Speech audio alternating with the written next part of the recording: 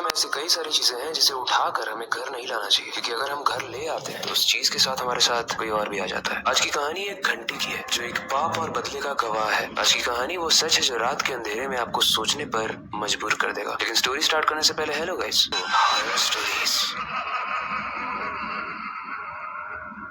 कहानी शुरू होती है एक शहरी कॉलेज स्टूडेंट राहुल से। राहुल छुट्टियां बिताने के लिए अपने गांव आता है, एक ऐसा गांव जो बहुत ही सुकून में रहता है, बहुत ही शांत रहता है, लेकिन अंदर ही अंदर एक रहस्य भी छुपाए हुए है। राहुल के दादाजी ने एक दिन उससे कहा, बेटा इस गांव में तेरे को जहाँ जाना है तू जा, लेकिन उस पीपल के पेड़ के पास मत जाना, वहाँ एक चुड़ैल का बसेरा है। राहुल हंसा और बोला, दादाजी ये सब पुरानी बात है, आप थोड़े से कूल बनो, ये सब क्या पुरानी बातों पे बिलीव करते हो, ये कोई चुड़ैल उड़ैल नहीं होती है। राहुल भले ही इस बात को मजाक मानता हो, लेकिन गाँव वाले इस बात को मजाक नहीं मानते थे। कहते हैं एक लड़की को उस जंगल में जहाँ पीपल का पेड़ है, उसी पेड़ पर चुड़ैल समझकर जिंदा जला दिया गया था। पुराने के समय में ऐसा होता था। तब से वहाँ पर जो भी गया, स्पेशली इस गांव से, कुछ लोग तो वापस नहीं लौटे और कुछ लोगों की मौत अजीब तरीके से हुई। कुछ तो पूरे तरीके से उसको देखने के बाद पागल भी हो गए। लेकिन यू नो व्हाट, आज की जनरेशन कैसी है। एक दिन राहुल का दोस्त पंकज उससे मिलने आता है। राहुल ने पंकज से कहा, चल उस जंगल का राज खोलते हैं, देखते हैं आखिर सच क्या है, और कहीं ये गाँव वाले और हमारे दादाजी हमको पुरानी बातें तो बस नहीं बता रहे हैं, सिर्फ डराने के लिए ताकि हम जंगल में ना जाए। पंकज ने शुरू में तो मना किया, उसे ये सब सही नहीं लगा, लेकिन राहुल के जिद करने के बाद वो मान गया और दोनों जंगल की तरफ चल दिए। जंगल में घुसते ही एक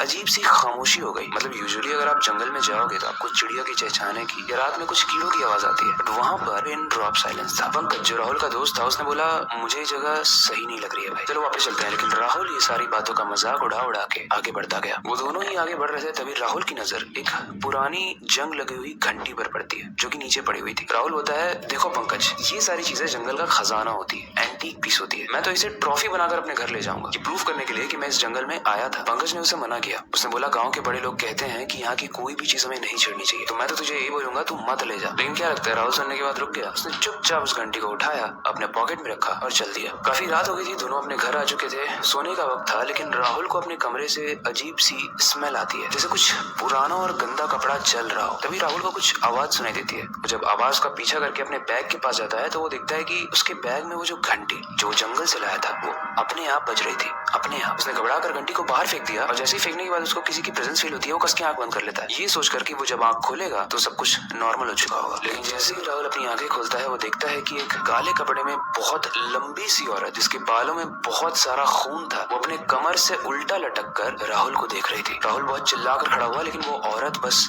एक ही चीज बोल रही थी, मुझे मेरा हक वापस दो। राहुल सीधा भागकर पंकज अपने दोस्त के पास गया और उसने सब कुछ बताया कि उसके साथ अभी क्या हुआ। पंकज ने बोला, ये तो बहुत स्ट्रेंज चीज है, लेकिन मैंने सुना है कि यहाँ गांव के जो तांत्रिक हैं वो ऐसी प्रॉब्लम्स को सॉल्व करते हैं, चलो उनके पास एक बार चल के पूछते हैं। अब उस तांत्रिक बाबा ने राहुल की बात सुनते ही उसे एक कस के चांटा लगाया और बोला कि ये तूने क्या किया, तुझसे बहुत बड़ी गलती हो गई है, तुम उस चुड़ैल की निशानी ले आए हो। हर चुड़ैल की एक निशानी होती है जो अपने एरिया में वो फेंक कर रखती है, और वो घंटी इसी चुड़ैल की निशानी थी। जब तक उसे वो चीज वापस नहीं मिलती है वो तुम्हारा पीछा करती रहेगी। लेकिन राहुल पूछता है कि मैं परेशान इस चीज से हूँ कि हम वहाँ बस एक्सप्लोर करने गए थे, ये सब होता है कि, और अगर ये सब होता भी है तो इस चुड़ैल की कहानी क्या है। बाबा बताते हैं, एक समय एक लड़की हुआ करती थी जो कि बहुत ज्यादा गरीब थी। उसके पैर में एलिफेंटियासिस नाम की एक बीमारी हुई थी, जिसका पुराने समय में कोई सोल्यूशन नहीं था। वो अपनी हालत से परेशान थी, खाने के लिए पैसे नहीं थे, पहनने के लिए कपड़े नहीं थे, तो फटे कपड़े में और उसी अपने हाथी पैर के साथ वो किसी के घर में गई, कुछ चुरा कर भागने लगी। लेकिन जब घर वालों को पता चला तो उन्होंने हल्ला मचा दिया, और गाँव वाले उसका पैर देखकर ये सोचते हैं कि वो एक चुड़ैल थी। सब उसे मार मार कर बेहोश करते हैं और उसे ले जाकर एक पीपल के पेड़ में बांध देते हैं और वहाँ पर उसे